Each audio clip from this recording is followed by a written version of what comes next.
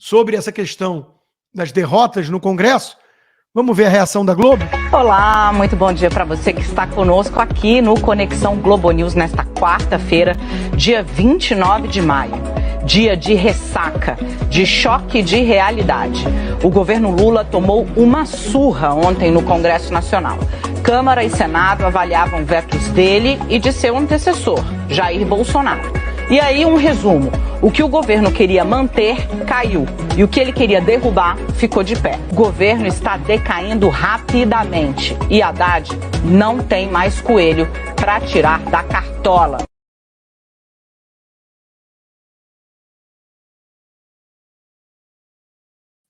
Eles estão incomodados. Olá, muito bom dia.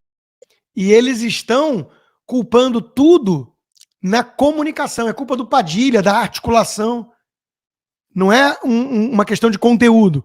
Pautas de costumes, por exemplo, que tem um congresso um pouco mais à direita. Com vocês, Natuza Neri, fazendo a análise dela. Dizer o que eu ouvi agora de um importante líder político. Importante mesmo, tá? Falei, como é que você definiria a situação atual? Ele falou, é a Arca de Noé sem Noé, no meio do dilúvio. Sem Noé é sem o Lula. Então isso sinaliza para o Lula botar a mão. Mas o Lula botar a mão não é recebendo mais parlamentar. Porque talvez ele não tenha mais saco para fazer isso. Talvez ele não queira fazer isso. Deveria, mas não é isso que vai resolver. O governo o núcleo do governo é medíocre. É politicamente medíocre. Quem está no Palácio do Planalto agora não está dando conta do recado. Claramente não está. O Bausa citava o líder do governo na Câmara, o deputado petista José Guimarães. Eu acho que vale a pena destacar uma frase dele, porque o diagnóstico é correto. Toda renovação é bem-vinda. Evidentemente que o presidente é quem caminha. Mas, às vezes, nós temos que evitar em qualquer governo a acomodação, a sensação de que está tudo bem. Se estivesse tudo bem, o Lula estava com seus 80% de aceitação. Não está tudo bem. Ele está agora fazendo essa regra toda, né? Mas ele é parte do problema. Ele está certo no que ele está dizendo, mas ele também é parte do problema. Sabe por que ele é parte do problema? Porque quando Arthur Lira estava lançando a sua candidatura, ele foi um dos que defenderam que se entregasse, que o PT entregasse o apoio a Arthur Lira. E o governo entregou. O PT entregou o apoio a Arthur Lira sem negociar nada em troca. Sem negociar governabilidade. Sem negociar uma pauta. Era só a recondução do Arthur Lira. Isso quem diz não sou eu, uma observadora da política. Quem diz são os atores da política e do próprio partido. A cena um pouquinho mais pro Lira, manda mais alguns bilhões de emenda, mensalão 2.0, melhora um pouco a comunicação, a imagem, e tudo bem ser o raivoso, antissemita, corrupto, vagabundo, safado, que é o presidente, né? Essa é a análise da Globo. Bom, as derrotas do PT, como eu disse, são vitórias do país, mas o Brasil ainda está muito longe de uma solução, de se livrar dessa praga pior do que o vírus chinês, que é o petismo. Então, minha recomendação continua absolutamente a mesma desde o primeiro dia que eu soube da vitória suprema do Lula. Manda dinheiro para fora do país. Não é antipatriótico, é preservar a sua poupança, o seu dinheiro suado, fruto do seu trabalho honesto. Eu recomendo a Fair USA como sua consultoria de câmbio. Eles têm 30 anos de experiência. Fala com a Dilson Góes, ele vai te atender bem, vai trazer uma solução para sua empresa, para você na física. Entra no bossconsta.com, vai lá na parte de serviços, manda mensagem que o Góes vai responder, ou tem aqui os contatos direto, e você não esqueça de dizer, se for pelo contato direto, que chegou a ele por meio da live, tudo consta. Por falar em STF, Carmen Lúcia, só porque tem aquela voz monótona e é adorada pelos artistas e pela Globo, é a mais bem avaliada numa recente pesquisa. Seguida de Moraes, a pesquisa foi feita onde? não vou dizer senão dá prisão. Toffoli é o mais rejeitado, né? Então eu lembrei, claro, foi logo na semana do Odebrecht, né? Eu lembrei, old but gold, como dizem, né? Old but gold. Há dias ruins, dias péssimos, horríveis e até dias perdidos. Mas nada se compara a dias Toffoli, né? Então, realmente, olha a turma que a gente deixou o PT aparelhar na política, no Estado e, acima de tudo, no judiciário. No judiciário. Tem até um vídeo do Dom Luiz Felipe de Orleans e Bragança, que eu acho que vale a pena mostrar. Eu estou preocupado com a hora, agora que eu me estendi. Mas acho que eu consigo, em 15 minutos, fechar a live. Acho que vale a pena ver, porque ele faz uma análise. O Dirceu disse que ia fazer isso. É o aparelhamento do Poder Judiciário, que está acontecendo nos Estados Unidos. O Soros está fazendo, à luz do dia. É perigoso, tem que ter reação, senão acontece isso. Toffoli, Zanin, Flávio Dino, Gilmar Mendes, Barroso, como ministros da Corte Constitucional do país. Olha, tem que tirar o chapéu pro trabalho do Dirceu. Ele também se tornou público que ele iria agir junto aos desembargadores, à seleção de novos juízes. Então, ele viu que existia esse espaço de criar o poder autoritário através do judiciário e ele trabalhou exatamente isso, nessas nomeações, das escolhas, no aparelhamento, né, do poder judiciário. Então, grande organizador de poder público, ele está envolvido de uma maneira indireta no que está acontecendo hoje com o poder judiciário. Isso sempre me remete muito às escrituras de Mao Tse Tung, Lenin, a mesma coisa com Marx. Mao Tse Tung é um pouco mais explícito, tem umas passagens naquele livrinho vermelho que ele fala bem nitidamente, fala assim, olha, fale para a população exatamente aquilo que você vai fazer. E olha, a gente não pode negar que eles fazem exatamente isso. Eles falam, olha, a gente vai tomar o poder, a gente vai aparelhar o judiciário. O erro está em nós não escutar. Para você, o judiciário faz sentido? Na minha opinião, precisa ter uma reforma ampla que envolva STF, STJ, STF, Ministério Público, todo mundo. Precisamos transformar o STF numa corte constitucional, ter mandatos, acabar com as medidas monocráticas e várias outras coisas. Se a gente não fizer essas reformas, o judiciário afunda o Brasil. Vamos aproveitar para cobrar os deputados do Centrão para que assinem uma PEC da reforma do judiciário. Um abraço. Já está afundando, deputado. Temos é que tentar resgatar esse país que está na mão dessa gente, dessa quadrilha, dessa trupe. E por falar nisso, TSE recebe convite. E a princípio, eu vi informações desencontradas, vai acompanhar eleições na Venezuela. As mesmas eleições que a Venezuela já rechaçou o convite para a turma da Europa. É uma eleição sem opositor, que ele perseguiu todos. E o PT deixou vazar que está preocupado que o Maduro pode perder para ele mesmo. Óbvio que isso é teatro, para fingir que existe uma eleição. Não existe. Agora, eu acho muito justo o TSE ir lá, dar um carimbo, um selo de qualidade, eleições limpas. É muito justo, é ou não é? E aí, escancara de vez que no Brasil foi tão limpa e tão justa a eleição quanto na Venezuela.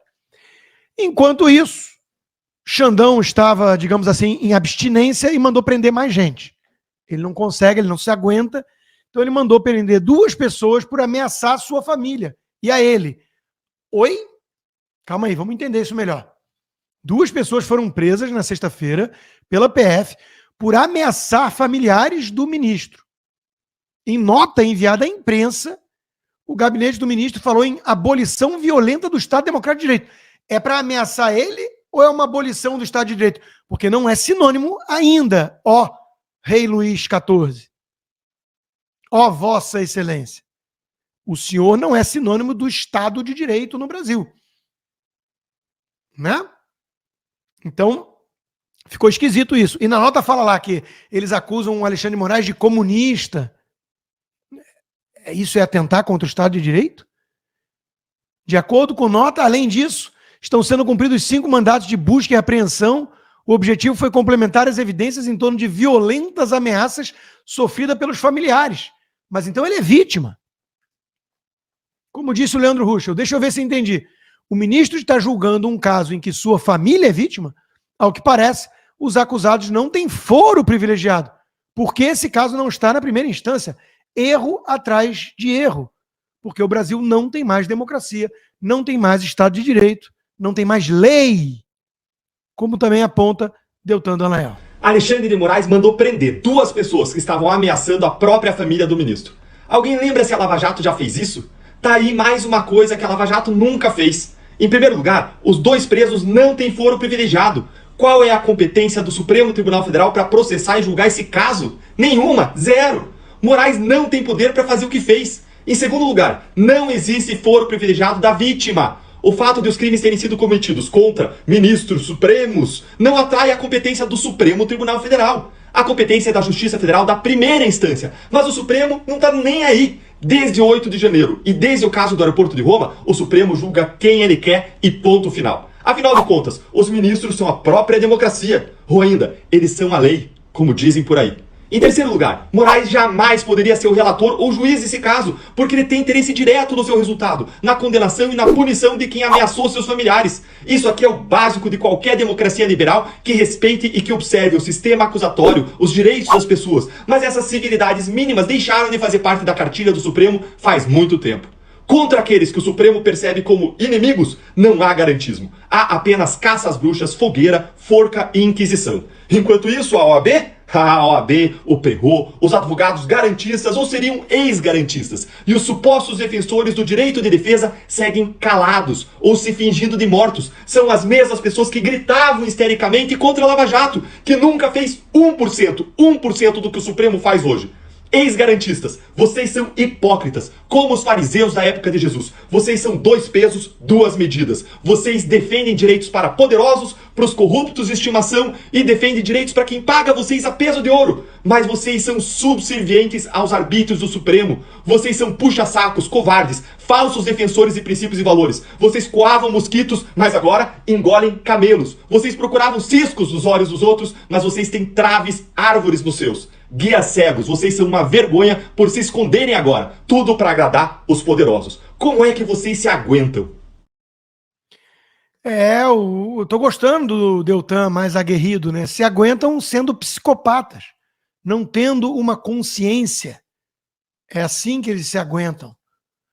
Agora, a imprensa parece estar começando a cansar um pouco de passar tanto pano, né? Tá assustada. Thales no UOL. Moraes precisa abandonar a postura de chefe de estado de exceção. Tipo, já resolveu que o Lula voltou ao poder e o Bolsonaro está inelegível. Agora vamos manter algumas aparências de normalidade, né, Xande? Mas ele não quer. Ele não quer. Por isso, toda pressão de fora é bem-vinda. Estão de parabéns os deputados brasileiros que foram denunciar a censura e a perseguição política promovida pelo Xandão e seus cúmplices capangas na Argentina, agora um país sob um governo decente, liberal. Então, é isso aí. Pressão na União Europeia, pressão nos Estados Unidos, pressão na Argentina, o Brasil virando um pária global. Tem que mostrar para o mundo inteiro que nós não temos mais uma democracia enquanto o Alexandre de Moraes estiver sentado naquela cadeira. Agora, cá entre nós, eu não poupo ninguém, nem quem se diz de direita. Se nós dependermos do nosso senador SWAT, Marcos Duval. Oi, Marcos. Eu não falo muito de você, não bato. Você acho que talvez tenha boa intenção, mas tá meio fora da caixinha. Tá meio fora da caixinha. Essa postagem aqui foi demais da conta. De volta às redes sociais, faltou o crase, até a SWAT comemorou e está me ajudando nos Estados Unidos na montagem do dossiê, que deve ser algum tipo de doce que eu não conheço, esse dossiê aqui, sem os 2 S, para penalizar o Alexandre de Moraes. Olha, se a direita depender das posturas amalucadas do senador Marcos Duval, nós estamos fritos. Ainda bem que tem Gustavo Gayer, Girão, Marcel Van Hatten, entre tantos outros, né? Ainda bem. Nos vemos já no Braddock Show, às 8 da noite. Não perca. Volto a fazer um apelo. Se você curte esse programa independente, meu trabalho, torne-se um patrono. www.rodrigoconstantino.com. Vá lá, cartão internacional, torne-se um patrono, apoie o meu trabalho, viabilize o meu trabalho independente. E agora nós vamos de rock. Na minha peneira, eu descubro às vezes umas bandas novas. Hoje eu descobri uma banda alemã chamada Edguy. Porreta. Muito boa. E com uma letra que é a mensagem política que eu quero deixar para essa turma toda. Para o rei dos tolos. Nós não queremos ser como vocês. Dessa vez eu tive que parar no meio do meu feriado para poder gravar esse vídeo. Como vocês sabem, a gente está chegando próximo aí às eleições municipais, candidatos a prefeitos do PT tentando esconder o Lula. Na minha cidade de Goiânia, a candidata do PT, que sempre fez campanha para o Lula, foi participar de uma sabatina. E aí, meu amigo, ela tentou esconder que ela é do PT, chega sem usar vermelho, sem aquele broche do PT e sem falar do Lula. É engraçado, os candidatos a prefeituras do Brasil inteiro estão escondendo o Lula. Será que é a rejeição? Não sei. E aí ela recebe uma pergunta sobre se o Lula virá a Goiânia para fazer campanha para ela. Ela tenta se esquivar e tentou passar pano para o Lula. O problema é que essa mulher é uma delegada que sempre vota a favor de criminosos, votou a favor da saidinha, né, vota a favor do MST, ela é uma deputada federal. E ela, tentando se esquivar da pergunta, veio e soltou uma fake news. Assim, se realmente o governo do PT quer prender quem solta fake news, essa pessoa tinha que estar presa. Só que ela levou uma escovada, numa delicadeza do jornalista Paulo Berings, o jornalista mais tradicional, mais renomado do estado de Goiás. E ficou histórico. Dos 90 minutos da entrevista, da sabatina que ela participou, é uma sabatina que está fazendo com o prefeito, eu mesmo participei. Dos 90 minutos, a única coisa que vai ser lembrada é ela mentindo e falando que o Lula foi inocentado e levando uma escovada do jornalista Paulo Berings. Assista o vídeo. O nosso líder, presidente Lula, sofreu e que ele foi absolvido. Não, ele não foi absolvido. Ele foi absolvido. Não. Bom, Nós, como jornalistas, a gente vai no fato. E o fato é que as provas contra ele foram anuladas por conta de uma instância equivocada que teria feito o julgamento do processo dele. Exatamente, mas o termo é que ele está não... inocentado, e tanto que ele ele pode não ser está candidato. inocentado. Desculpe, gosto demais da senhora, mas sou obrigado como jornalista a discordar. Pode discordar o tanto que você quiser, Ele não Paulo. foi inocentado. É uma pessoa que está respondendo o processo, ela fica inelegível como o ex-presidente Bolsonaro. Mas o processo dele foi Mas então, o Lula também esteve inelegível. Ele foi justamente. E aí hoje ele não está. E ele foi eleito presidente. Porque o processo foi anulado. Então, a Adriana do PT, candidata à prefeitura de Goiânia, pelo PT, ela tenta esconder isso, mas pelo PT, vira e fala que o Lula foi absolvido. Cara, é preocupante. Essa aí é uma pessoa que trabalha com direito, formada em direito, delegada, e vira e fala que o Lula foi absolvido, sendo que o Brasil inteiro sabe que ele não foi, e teve que levar uma aula do jornalista Paulo Berings numa sabatina na TBC, TV aberta, centenas de milhares de pessoas assistindo isso. Que vergonha, hein, Adriana? Quer esconder o Lula na campanha, nos seus programas de publicidade, não mostra o PT, não mostra o Lula, mas foi nesse momento que você deixou bem claro o seu favoritismo a bandido, a ladrão, a criminoso, e tentando ainda falar que o Lula foi absolvido, sendo que todos nós sabemos que ele não foi absolvido. Só que casos como esse estão acontecendo em todo o Brasil. Candidatos a prefeitos que votaram no Lula, que fizeram campanha para o Lula, agora, devido à rejeição, à crise econômica, ao colapso econômico, à vergonha internacional, se aliando ao grupo terrorista, está todo mundo escondendo o Lula. Então faça o seguinte, pesquise quem seu candidato a prefeito apoiou nas eleições de 2022. Você vai ficar impressionado. De repente, nenhum desses que levantaram a bandeira do PT e do Lula agora sequer falam da existência dele. Até mesmo deputada federal do próprio PT está escondendo a existência do Lula. E quando é questionada sobre os crimes que o Lula cometeu, mente, solta uma fake news falando que o Lula foi absolvido. Talvez está na hora do Alexandre de Moraes colocar a Adriana Corse no inquérito das fake news, das milícias digitais. Afinal de contas, essa foi uma clara e evidente mentira. Goiânia nunca vai ter uma prefeitura do PT novamente. Assim como o Brasil nunca mais vai ter um presidente do PT. Saiu agora, Elon Musk anuncia que fará live com Trump. Elon Musk, o magnata por trás do Twitter, planeja um evento ao vivo na plataforma com Donald Trump, o ex-presidente dos Estados Unidos. O encontro foi agendado 3 anos após a suspensão de Trump da rede social. A informação divulgada inicialmente pelo The Wall Street Journal é confirmada por Musk. Foi compartilhada pelo empresário do Twitter com a frase "Isso vai ser interessante". De acordo com informações da revista Oeste, Musk já estendeu um convite semelhante ao atual presidente americano, Joe Biden, que recusou. Além do anúncio do evento ao vivo com Trump, cuja data ainda não foi definida, Musk comentou um artigo da revista New York Magazine, dizendo: o texto, escrito pelo advogado e comentarista jurídico Eli Honig, critica a recente condenação de Trump. Musk expressou sua opinião sobre o artigo, afirmando que a condenação de Trump parece ser abuso da lei para fins políticos. Segundo relatos, Trump teria oferecido a Musk um cargo de conselheiro se vencer as eleições de novembro. O papel estaria relacionado à segurança das fronteiras ou à economia, áreas de grande interesse para o proprietário da Tesla e da SpaceX. A conta de Trump no Twitter, o X, foi suspensa após o ataque ao Capitólio, em 6 de janeiro de 2021. Musk reverteu a suspensão quando comprou a rede social em 2022. Desde agosto de 2023, Trump voltou a usar a plataforma, embora se comunique principalmente através da Truth Social, uma rede social que ele mesmo criou. O anúncio da transmissão ao vivo ocorreu um dia após Trump ser condenado por 34 crimes de falsificação de registros comerciais, relacionados ao pagamento de suborno a uma ex-atriz pornográfica para proteger sua candidatura de 2016. Com tudo isso, ele se tornou o primeiro ex-presidente dos Estados Unidos condenado em um julgamento criminal.